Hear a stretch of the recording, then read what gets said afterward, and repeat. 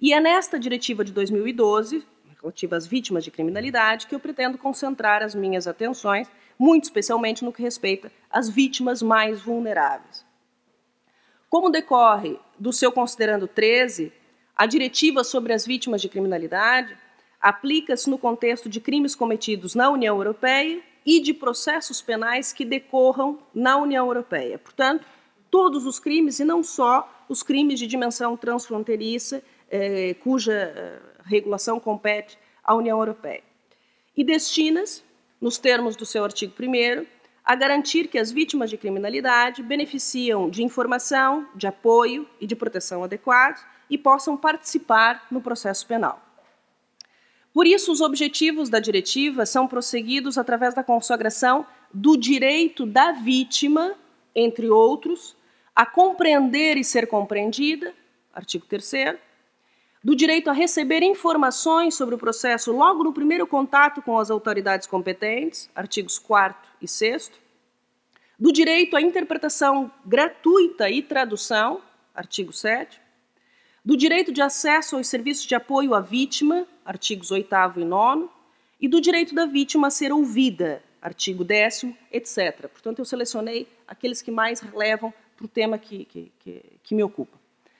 A grande preocupação da diretiva sobre as vítimas de criminalidade, patente no seu considerando 53, é diminuir o risco de que a vítima seja objeto de vitimização secundária e repetida,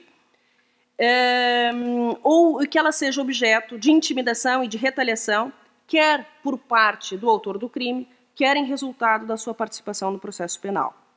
Um objetivo que se atinge através da organização do processo de forma coordenada e respeitosa, permitindo à vítima confiar nas autoridades com as quais interage. Por isso, a intervenção da vítima, ou a interação da vítima com as autoridades, deve ser facilitada, mas também deve ser limitada a contatos absolutamente necessários, recorrendo a videogravações das inquirições e autorizando a sua utilização nas audiências. Ademais, em cumprimento do artigo 25 da diretiva, os profissionais suscetíveis de entrar em contato com as vítimas devem receber formação adequada e continuada, a fim de que se possa identificar as necessidades específicas de proteção das vítimas e tratá-las com respeito, com tato, com profissionalismo e de forma não discriminatória. Portanto, cabe aos Estados-membros assegurar esta formação para os agentes policiais, para os funcionários judiciais, para advogados, juízes, procuradores, além dos profissionais que prestam apoio à vítima. E não vale a pena dizer que isto custa caro, porque, como nós bem sabemos, todos os direitos têm o seu preço. Caso contrário, não vale a pena andarmos aqui a promover encontros dessa natureza. Nós tínhamos até muito recentemente que no princípio era o verbo, agora em tempos de crise parece que em princípio é a verba, não é? Porque quando se fala de direitos toda a gente fala, mas dinheiro para isto e tal, quanto é que isto custa? Mas se abdicarmos dos nossos valores, os valores da liberdade, da igualdade, da justiça, a Europa não é nada. Ora, a preocupação com as crianças vítimas de crimes é evidenciada logo no artigo 1º da diretiva, através da prossecução do superior interesse da criança, que de resto deve constituir a principal preocupação das autoridades judiciárias nos termos do artigo 24 da Carta dos Direitos Fundamentais da União Europeia. E não se trata de um qualquer interesse da criança, mas sim do seu melhor interesse, sobretudo em caso de conflito com outros interesses. É certo que a concretização do melhor interesse da criança não é tarefa fácil, mas nem por isso se traduz numa fórmula vazia de sentido. Pode e deve ser preenchida recorrendo a juízos de valor e juízos de experiência que determinam a solução em face do caso concreto.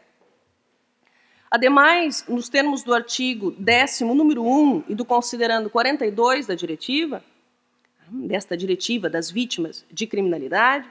as crianças não devem ser privadas do direito de serem ouvidas simplesmente em razão da sua idade. Assim, a criança deve ser considerada e tratada como pleno titular dos direitos conferidos na diretiva, tomando em consideração a sua capacidade e as formas próprias da sua opinião, ou seja, a sua capacidade de formar as próprias opiniões. De resto, tal concessão, patente na diretiva, reflete o novo entendimento da criança acolhido pela Carta dos Direitos Fundamentais da União Europeia, enquanto um ser humano em desenvolvimento, e por isso especialmente vulnerável, mas dotado de uma capacidade progressiva, carecido sim de especial proteção, este ser humano em desenvolvimento, mas também um sujeito ativo na construção do seu futuro. Assim, os direitos das crianças vítimas estão especificamente provistos nos artigos 23 e 24 da Diretiva sobre as Vítimas de Criminalidade, que impõe medidas para evitar o contato visual entre as crianças vítimas e os autores do crime, nomeadamente durante os depoimentos, medidas para permitir que a criança seja ouvida na sala de audiências sem nela estar presente, nomeadamente através do recurso a tecnologias de comunicação adequadas, medidas para evitar inquirições desnecessárias sobre a vida privada da criança, não relacionadas com o crime, e medidas para permitir a realização de audiências à porta fechada e que todas as inquirições de crianças vítimas sejam gravadas por meios audiovisuais, servindo estas gravações como meio de prova em processo penal, etc. E o que releva neste nosso encontro, o que releva desta diretiva, sobretudo para o nosso encontro, é o artigo 18 da diretiva sobre vítimas de criminalidade.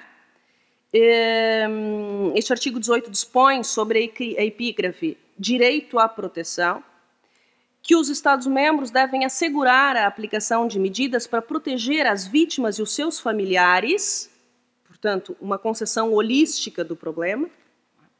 contra o risco de danos emocionais ou psicológicos, bem como promover a dignidade das vítimas durante os interrogatórios e depoimentos durante todo o processo penal.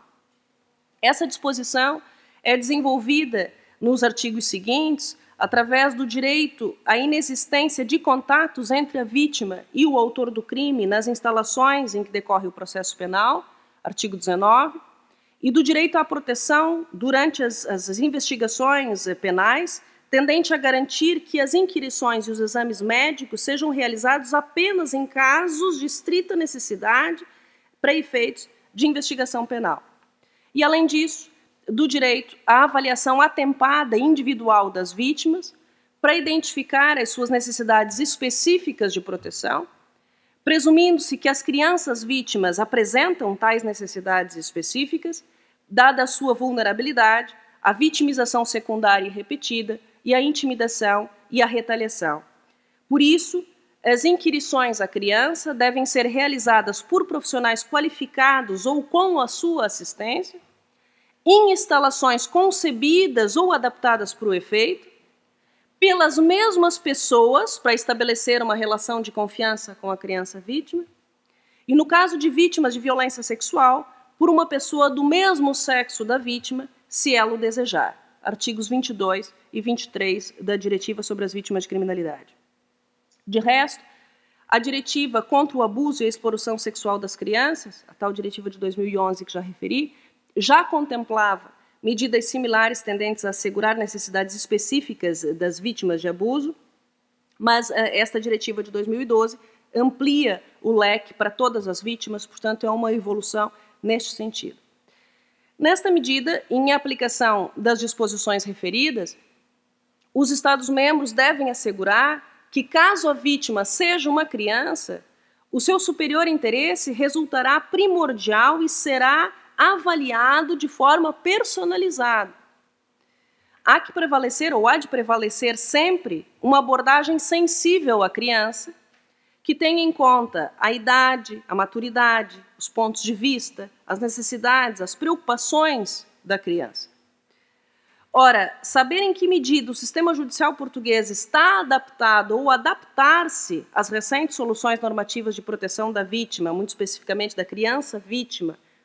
das vítimas mais vulneráveis introduzidas pelo direito da União Europeia, é também o que nos importa aferir em encontros como este em que hoje estamos. Mas e se porventura o Estado português tardar a transpor tais soluções normativas? Já vimos que em relação à diretiva do abuso sexual, o prazo de transposição, inclusivamente, já expirou.